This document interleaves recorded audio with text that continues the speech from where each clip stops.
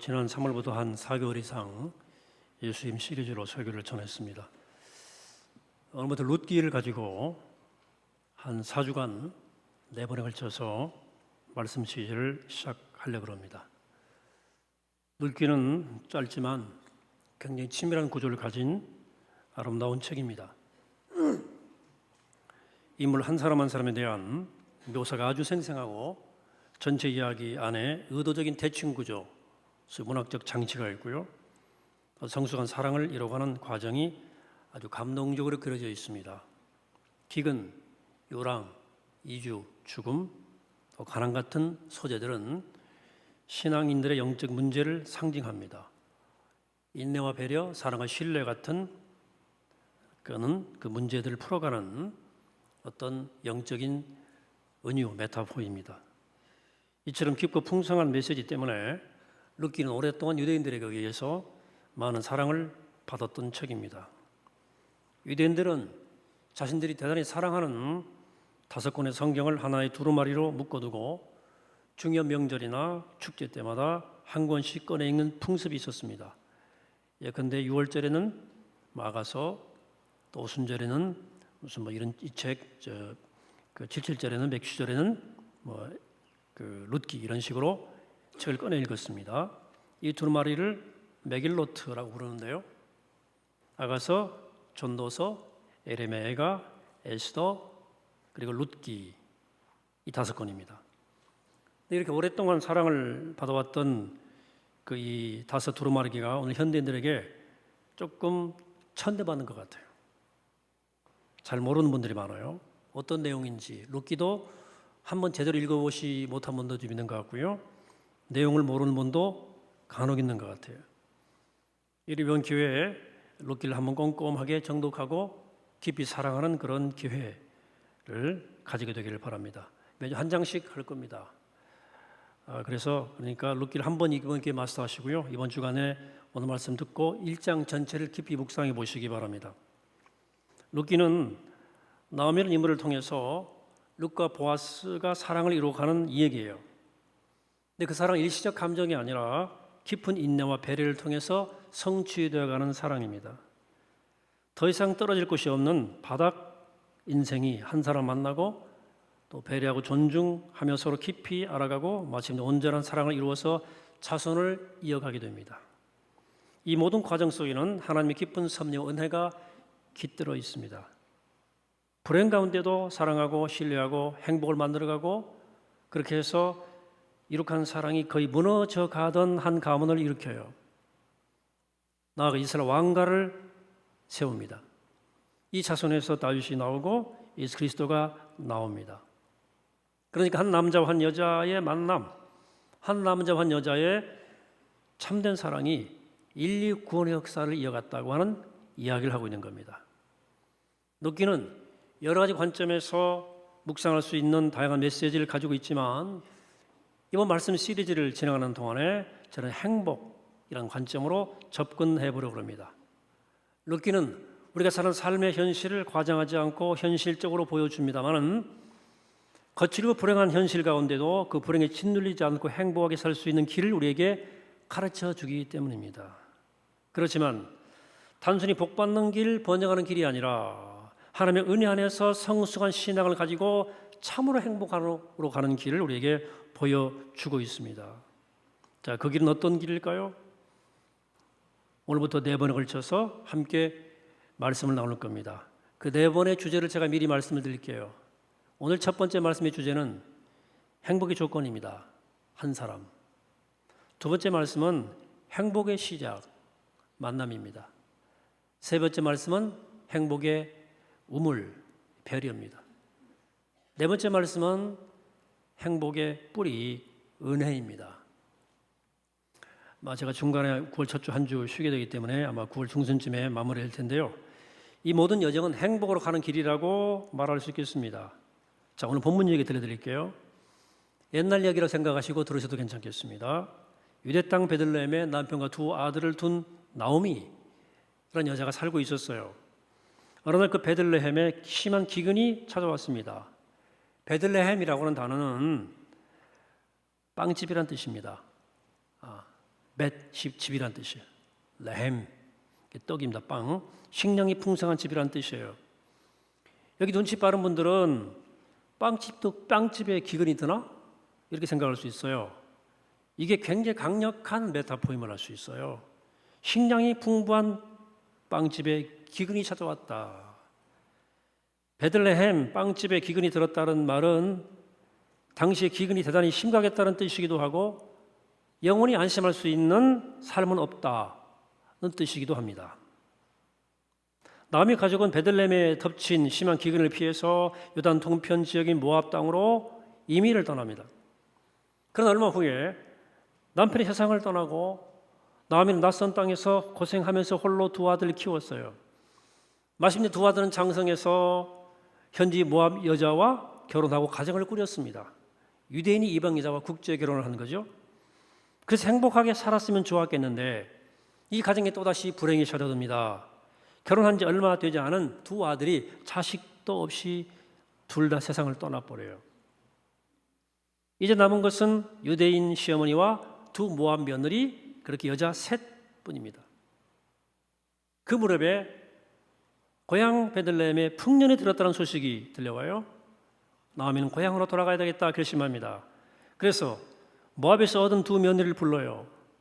얘들아, 나 이제 고향으로 돌아가야 되겠는데 너희들은 각자 친정으로 돌아가서 새 남편 맞고 새 삶을 살아라. 기특하게도 두 며느리는 시어머니와 함께 가겠다는 거예요. 나오미가 다시 말하죠. 무슨 소리냐? 내 딸들아, 제발 돌아가. 어찌 나를 따라가려고 하느냐? 그리고 시어머니와 그 며느리가 서로 끌어안고 흐느껴 울어요. 감동적인 장면이죠. 이제 석별의 정이죠. 마침내 첫 번째 며느리 오르반은 작별인사를 하고 떠납니다. 근데 웬일인지 둘째 며느리는 더 단호해졌어요. 떠나지 않는 정도가 아니라 어머니 가시는 곳에 나도 가고 어머니가 숨을 거두시는 거기에 나도 뼈를 묻겠다는 거예요.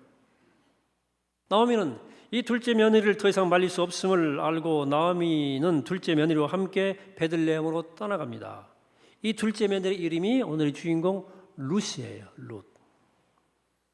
자, 1장 줄거리 사정 이런 겁니다. 요약했습니다. 오늘 룻기 1장에서 등장인물이 여럿이 있지만 아무래도 오늘의 주인공은 두 사람일 겁니다. 시어머니 나오미, 둘째 며느리 룻. 이 두 사람을 자세히 묵상하기 원합니다. 먼저 나오미에 대해 생각합니다. 여러분도 나오미라고 하는 한마른 여인에 대해서 참 불쌍하다는 생각이 들었을 거예요. 기근과 고난 때문에 고향을 등지고 이민을 떠나야 했던 여인, 낯선 타향에서 남편과 두 아들을 졸지에 모두 잃은 여인, 모든 것을 잃고 완전히 실패한 채 고향 땅으로 돌아와 있던 여인, 이 여인은 자신의 삶이 얼마나 기가 막혔을까요? 여기 우리 가운데도 많은 사연들이 있겠지만은 이렇게 한 여인의 일생이 이런 사람 만나기 쉽지 않습니다. 나오미가 둘째 며느리를 룻과 함께 고향으로 돌아왔을 때 마을 사람들이 거의 나오미를 못 알아봅니다. 완전히 얼굴이 망가진 거예요. 고생해가지고. 이게 정말 나오미인가? 이게 나오미란 말이야? 이렇게 말합니다. 나오미 이렇게 대답하죠. 나를 나오미라 부르지 말고 마라라 부르세요. 나오미란 말의 이름의 뜻은 기쁨, 또 즐거움, 사랑스러움이란 뜻입니다. 이름의 뜻이 마라, 뭐예요? 마라의 쓴물, 주력게 나오죠. 마라는 고통, 쓰리씀이란 뜻입니다. 나오미는 자신을 기쁨이라 부르지 말고 마라, 고통이라 부르라 이렇게 이야기합니다. 그녀가 얼마나 고통스러운 세월을 살아왔는지 실감할 수 있는 대목입니다. 우리는 이런 사람을 일컬어서 불행한 사람이라고 부르죠. 불행한 사람이다. 이 여인의 삶에는 행복할 조건이 하나도 없어 보이죠. 삶이 완전히 부서져 버린 아주 불행한 인간입니다. 여러분, 그러나 사랑하는 여러분, 성경은 그렇지만 이 나오미를 불행한 여인이었다고 말하고 있지 않습니다. 비록 자신조차 자신의 삶을 불행하다고 생각했을지 모르지만, 그러나 오늘 룻기 본문이 전하고자 하는 메시지는 나오미는 절대 불행한 여인이 아니었다고 말하고 있는 거예요. 어떤 점에서 그럴까? 비록 외적으로는 일반적 관점으로 볼 때는 완전히 무너져 내린 인생이었지만 그녀에게 아주 소중한 한 가지가 있었기 때문입니다. 한 가지. 그녀와 영원히 함께하겠다고 나선 사람, 한 사람, 바로 룻이에요. 나오미가 여기서 룻에게 새 삶을 찾아 떠나라고 했을 때 룻이 했던 말, 룻기에 굉장히 중요한 표현입니다. 다시 한번 제가 읽어보겠습니다.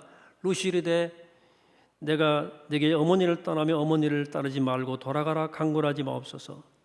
어머니 가시는 곳에 나도 가고 어머니께서 머무신 곳에서 나도 머물겠나이다. 어머니 백성이 나의 백성이 되고 어머니 하나님이 나의 하나님이 되시리니 어머니께서 죽으시는 곳에서 나도 죽어 거기 묻힐 것이라. 만일 내가 죽는 일 이외에 어머니를 떠나면 여호와께서 내게 벌을 내리시고 더 내리시기를 원하노라 하는지라 그랬어요. 대단한 고백입니다. 이게 보통 고백이 아닙니다. 이 고백이. 여러분께 질문 드립니다. 여러분들에게 이런 한 사람이 있습니까? 내가 가장 믿을 만한 사람, 신뢰만한 사람 한번 얼굴을 떠올려 보세요. 그 사람이 이 룻과 비슷합니까? 우리 현대인들은 정말 많은 것을 가지고 있지만 이런 한 사람이 없어요. 나오미는 비록 아무것도 없었지만 이런 한 사람이 곁에 있었어요. 여러분, 과연 많은 것을 누리고 사는 우리가 행복한 사람입니까? 아니면 나오미가 행복한 사람입니까? 누가 더 행복해요? 우리 시대는 많은 소유가 행복이라고, 행복의 조건이라고 계속 가르칩니다. 거의 세뇌 수준입니다. 모든 매체를 동원해요. 그러나 성경은 그렇게 가르치지 않습니다.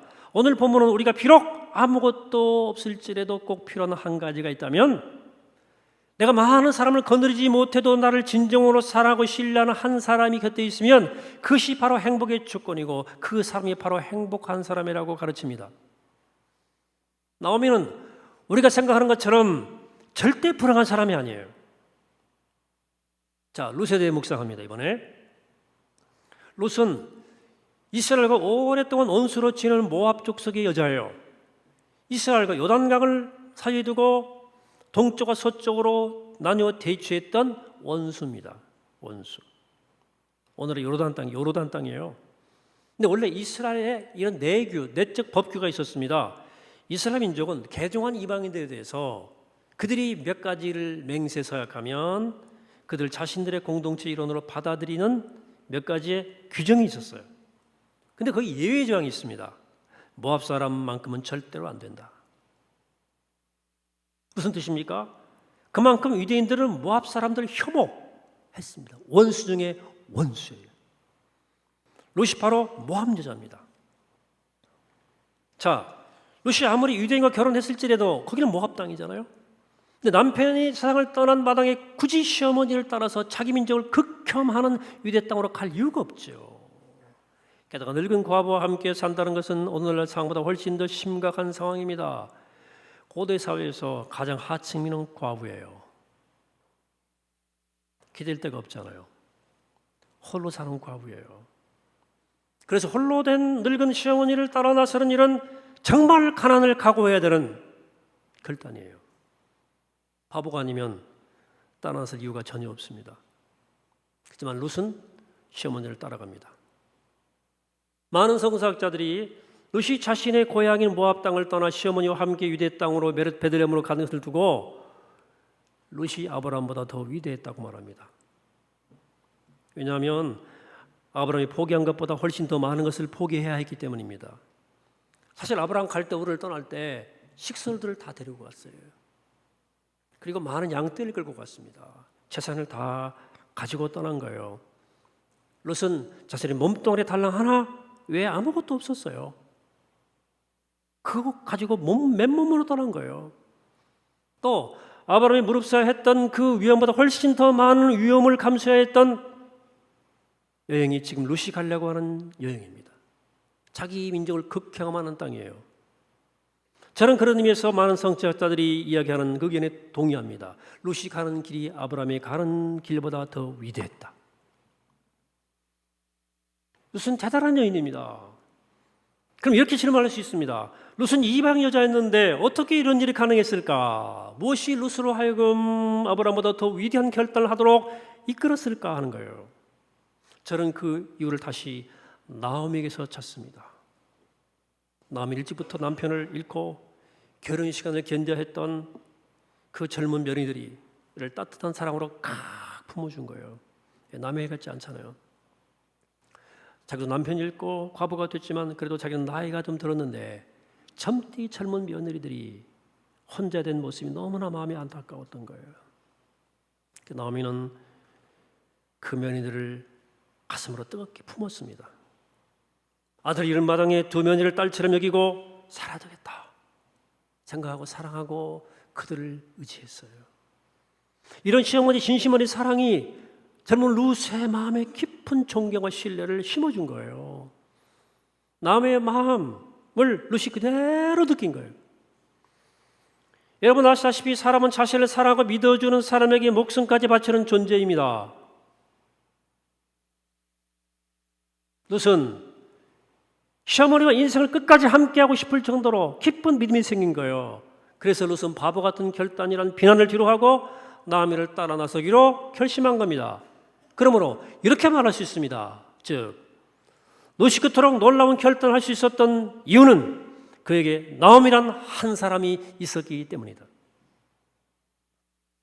여러분, 나오미와 룻은 삶은 공통적으로 불행한 삶입니다. 빈털털이에요. 아무것도 없는 거지들이에요. 그러나 나오미는 룻은 나오미에게, 두 사람은 서로에게 유일한 행복의 조건이 되어 주었습니다. 서로에게 행복의 유일한 조건인 한 사람이 되어 줬어요. 그래서 성경은 그들이 불행한 사람 같지만 행복한 사람이었다고 말하고 있는 거예요. 여러분 다 가져도 한 가지 가지지 못해서 불행한 사람들이 얼마나 많습니까? 그러나 아무것도 가진 것도 없지만 한 가지를 가졌기 때문에 행복한 사람들이 있다니까요. 나오미와 룻은 그런 행복을 우리에게 보여주고 있는 거예요. 저 여러분들에게 한 가지 묻겠습니다. 여러분들에게 이 같은 한 사람이 있습니까? 나오미에게 룻 같은, 룻에게 나오미 같은 사람이 곁에 있습니까? 아마 우리 가운데 어떤 분들은 네 라고 대답하실 분이 계실 거고요. 아니요 라고 대답할 분도 좀 더 많을 것 같아. 아마 많은 분들이 속으로 이런 한탄을 하지 않을까 제가 추측해 봅니다. 아, 왜 나한테는 그런 사람이 하나가 없는 걸까? 왜 나한테는 룻 같은, 나오미 같은 사람이 없을까? 만일 그런 생각이 드신다면 오늘 제 말씀을 들으셔야 됩니다. 제가 지금부터 중요한 얘기 드릴게요. 여러분, 진짜 행복은 그런 한 사람이 내 곁에 있느냐 없느냐에 달리는 것이 아니라 내가 누군가에게 그런 한 사람이 되어 살고 있느냐 아닌가에 달려 있습니다. 이 말씀을 꼭 이해하셔야 됩니다. 진짜 행복은 나한테는 그런 인간이 없네, 나는 불행한 인간이야 가 아니고 나라고 하는 사람이 정말 그런 사람으로 살고 있는가, 이게 중요한 거예요. 따라서 질문을 이렇게 한번 다시 바꿔봅시다. 여러분 누군가에게 참으로 사랑하고 신뢰할 만한 한 사람이 되어 살고 있습니까? 누군가에게 행복을 주는 그 한 사람입니까? 만약 그렇다면 여러분들은 진짜 행복한 사람이에요. 그렇지 않다면 나를 돌아봐야 돼요.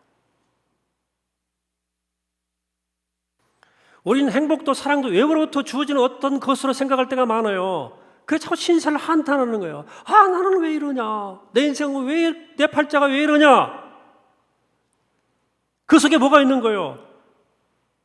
왜 밖에 있는 조건이 내게 행복을 갖다 주지 않을까? 왜 내 곁에는 그런 사람이 없을까? 누군가 나에게 좀 부어주고 채워주고 하지 않을 걸까?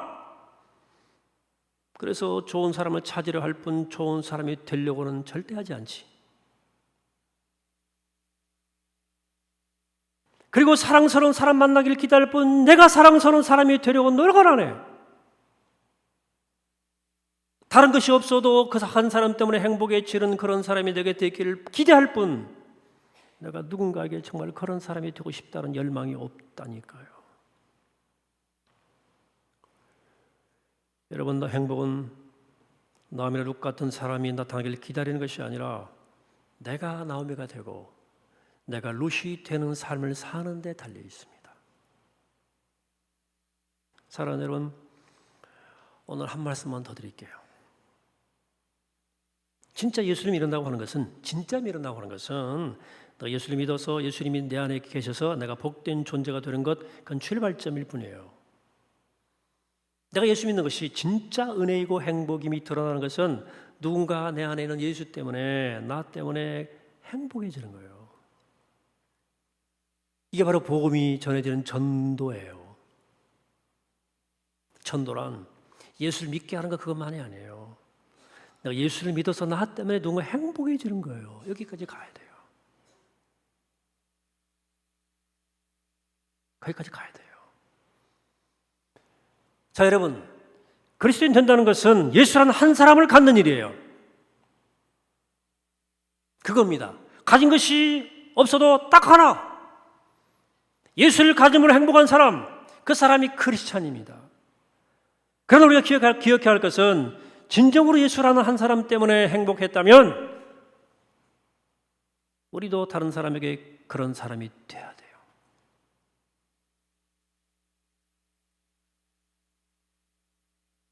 그 사람이 나 때문에 행복한 사람이 돼야 돼요. 이게 전도의 궁극적인 의미입니다. 내가 내 안에 거하신 한 사람인 예수님 때문에 행복했다면 나 때문에 다른 사람도 내 안에 계신 예수님 때문에 행복해져야 그게 진짜입니다. 그게 진짜라니까요. 사랑하는 여러분, 여러분 안에 여러분들을 행복하게 해주는 한 사람, 예수 그리스도가 거하게 되기를 축복합니다. 나아가서 예수 믿는 여러분 한 사람 때문에 여러분 주변에 누군가가 정말 태어나서 행복해지기를 축복합니다. 그래서 온전한 행복의 통로가 되시는 우리 모두가 되기를 이 아침에 주의 이름으로 간절히 축원합니다. 기도하겠습니다. 하나님, 우리 안에 예수로 오셔서 우리 주님 되어주시고 살 만나게 하시고 살 이유를 알게 하시고 행복하게 하심을 감사합니다. 예수가 내 안에 살았으니 이제는 나도 예수처럼 그렇게 누군가를 행복하게 하고 누군가를 살려주고 살 만나게 하는 믿음의 길을 살아가는 우리가 되게 도와주옵소서. 행복의 조건 한 사람입니다. 내가 그런 사람으로 살아갈 수 있도록 우리를 축복하시고 예수 붙잡고 살 수 있도록 인도하여 주옵소서. 예수 그리스도 이름으로 기도하옵나이다. 아멘.